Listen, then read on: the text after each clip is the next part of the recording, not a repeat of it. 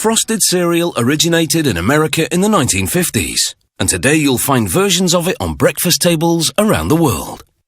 It's one of the first things some people reach for in the morning.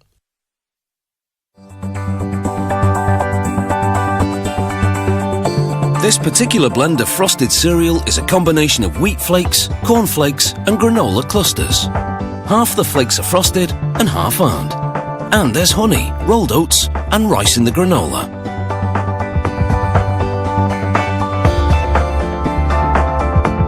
To make the cornflakes, they start with kernels of corn. They measure out a specific amount and release it into an industrial version of a pressure cooker.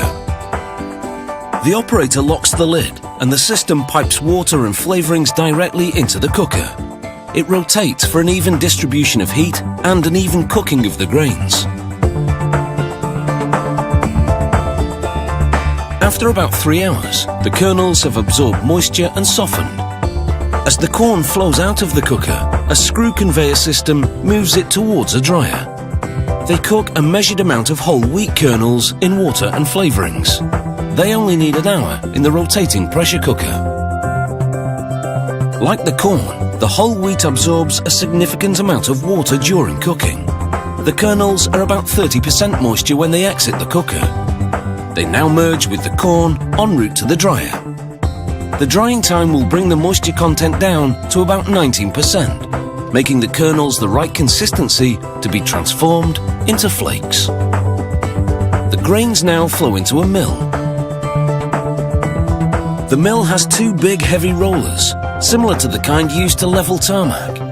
The kernels fall between these rollers, and they exert tons of pressure to flatten each individual kernel into a flake.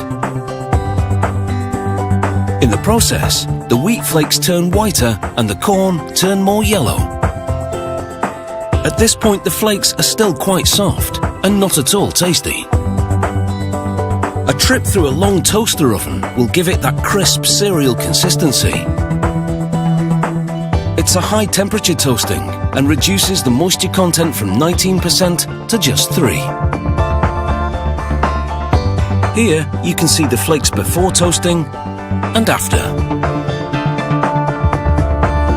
The toasting not only makes the corn and wheat flakes crispy, it also enhances the colour and flavour. A ride on a conveyor cools them down. Along the way, they split into 2 different streams. One stream of the mixed flakes travels towards the sugar coating station. The other heads into a flavouring drum. The drum revolves to gently toss the cereal as a sprayer applies a granola kind of flavouring. The other stream of wheat and cornflakes enters the sugar coating drum. A sprayer disperses a sugar and water mixture as the drum tosses the flakes. Then they travel through a dryer, and this cures the frosting to the flakes. The frosted and the flavoured flakes now flow onto the same conveyor. It bounces the flakes around to blend them together. To boost the nutrition content, they add honey-flavoured granola. The granola clusters flow onto a conveyor. They'll merge with the frosted and flavoured flakes. This feeder pipe showers granola onto the flakes. This frosted cereal is now ready for supermarket shelves. Machinery dispenses specific amounts into a plastic sleeve, which is heat sealed, then severed at both ends. Mechanical arms then pick up boxes, open them and place them on a conveyor. Push rods guide the bags of cereal into the boxes. The best before date and other information have been printed on the outside. Nozzles apply glue to the ends, and the box is brushed by a side barrier that closes them.